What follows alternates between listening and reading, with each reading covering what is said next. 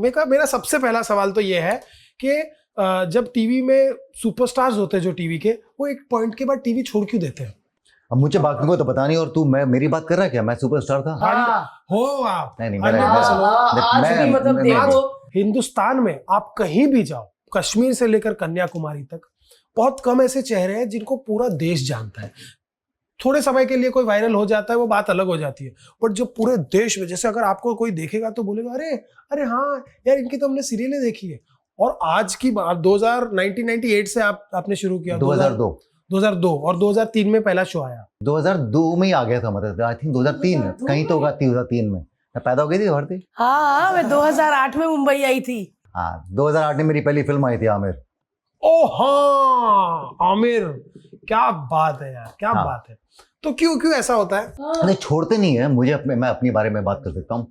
मुझे उस टाइम पे लगने लगा था कि यार ना, ये चलते ही जाएंगे क्या, ये चलते ही जाएंगे शो सीरियल। मतलब या तो आप ये सोच लो कि आप इसी में अब आपकी जिंदगी निकलने वाली है, लेकिन आपको फिर लगता है कि यार कुछ और भी करना है, और कुछ और मैं कुछ और करने के काबिल हूँ या नहीं हूँ ये भी नहीं पता।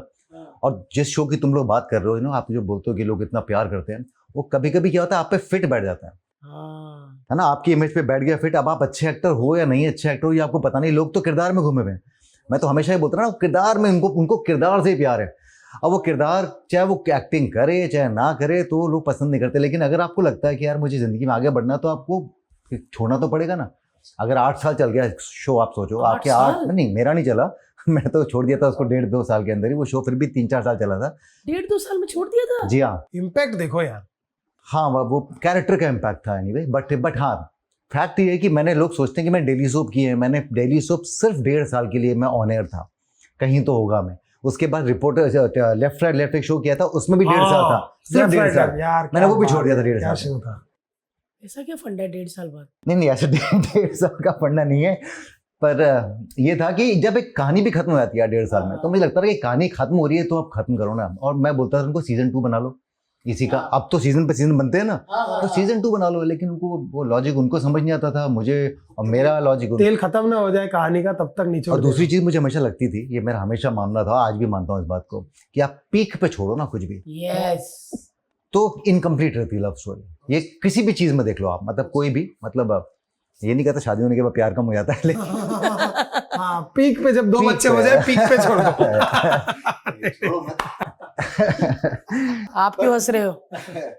तो मेरा पॉइंट ये है बेसिकली दैट कि वो लगता था कि यार पीक पे छोड़, मतलब एक चाहत बनी रहनी चाहिए ना कि यार हम इसको और देखना चाहते हैं, ये नहीं कि अब हो गया इसका बस अब आगे बढ़ रहा है कोई और चीज़ है।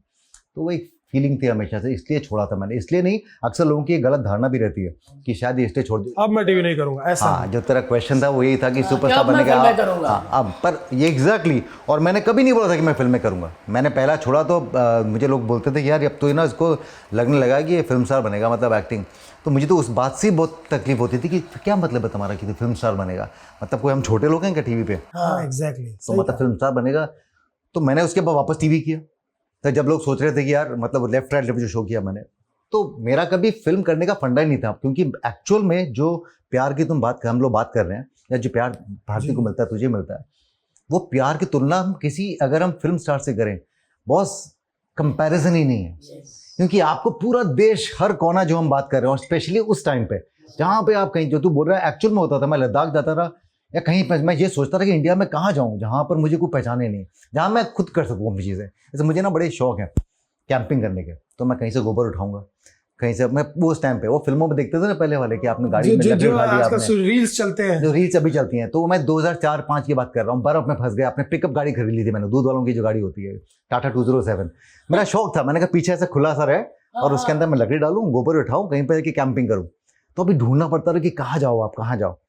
तो ना बड़ा इंटरेस्टिंग किस्सा मुझे याद रहा, लद्दाख में मैं ऐसे ही जा रहा था, मेरे 2 दोस्त कॉलेज के दोस्त साथ में थे, मैंने कहा चलो करते हैं। तो रास्ते में एक लद्दाखी लड़की नजर आई मेरे को, मतलब रास्ते में रुके हुए थे, बड़ी प्यारी सी थी, बड़ी प्यारी।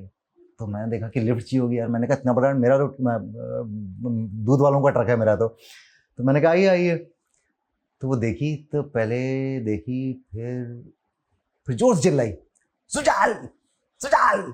मैंने कहा बाप रे, यहाँ पे लद्दाख के अंदर किस छोटे से गांव में, रिगजिन नाम था लड़की का, उसको मैंने गाड़ी में बिठा लिया। मैंने कहा चलो चलते हैं हम, कहीं छोड़ दूँ आपको? बोला हाँ हाँ छोड़ दो मेरे को, लेकिन मेरे साथ में कुछ चीज़ें हैं। मैंने कहा हाँ लाने दो। कुछ 30 आलू की बोरियां थी, वो मैंने कहा अरे यार भाई इन साहब। बोरियों को लेके मैं कहाँ जाऊंगा अभी, तो खैर उसको बिठाया मैंने दोस्तों के साथ में करके, मैं छोड़ के आया उसे गाँव में।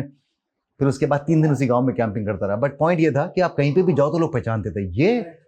ये आपको ना कहीं मिलता नहीं है जो हम। सही कहा, पर अब सही बात कहा। कर लो आप फिल्मों की या फिल्म स्टार, बहुत ऑफ कोर्स फिल्म्स है, टीवी है, तो कभी फिल्म करने का ऐसा कोई मेरा मतलब मकसद नहीं था कि किसके लिए, पॉपुलैरिटी के लिए। ये तो ये रही यार, आप कभी दुबई जा रहे हो, कभी मॉलडीव जा रहे हो, कभी यूएस जा रहे हो, कभी इतना प्यार अभी भी Yes, हम yes. जानते हैं इस बात। तो फंडा वो नहीं था, हमेशा ये था कुछ नया करो, कुछ नया करो। And यार, then- आप तो वही निकले, शहरी बाबू आते हैं, वो शहरी बाबू थे आप, आलू की बोरी छोड़ के चले गए। वो लड़की कहाँ है आज, आपकी बीवी तो रिक्जिन नहीं नाम है, गई वो? रिक्जिन अगर सुन रही है कहीं पे तो प्लीज रिक्जिन, मैंने ना 3 दिन तुम्हारे गांव में कैंप किया था, 12 लाछा ला के नीचे जिस्पा, तुम्हें याद है जिस्पा गांव में कैंप किया था मैंने। और मैंने क्या किया, कैंप करने के बाद मेरे 2 दोस्त थे, मैंने कहा यार रिक्जिन से मिलना है। तो रिक्जिन ने बोला आप मेरे गाँव आ जाना। तो ये गाँव, ये ना 10 घरों का गाँव होता है, मैं गाँव में चला गया, मैं उस रिक्जिन के पीछे पीछे वही वाला, हाँ। तो मैं रिक्जिन के पास पहुंच गया। मैंने कहा कि अच्छा ढूंढो, रिक्जिन कहाँ रहती है, रिक्जिन कहाँ रहती है, तो बोला रिक्जिन वहाँ रहती है। तो रिक्जिन के पास आई वहाँ से, हेलो तू जा। मैंने कहा हाँ। मैंने कहा देखिए ऐसा है कि अब मुझे कैंपिंग नहीं, गाँव नहीं घुमाओगी, क्या बोलो आप, लैंग्वेज की प्रॉब्लम भी, मैं गाँव नहीं घुमाओगी। अच्छा आप कल आ जाना, 12 लाछा लेके 12 लाछा ला एक जगह है, वहाँ लेके चलती हूँ आपको, और मोमोज वहाँ के बड़े अच्छे हैं। मैंने कहा ठीक है। सुबह सुबह मेरे कमीने दोस्त वो गाड़ी लेकर कहीं फिशिंग के लिए निकल गए, और मैंने कहा अभी जाना है, मुझे जाना है, उनको पता था कि मुझे जाना है। खैनी पे वापस आए, मैं वापस गया तो रिक्जिन आई, लेकिन जैसे वो बोरियां लेके आई थी, इस बार वो 8-10 महिलाओं को और लेके आई।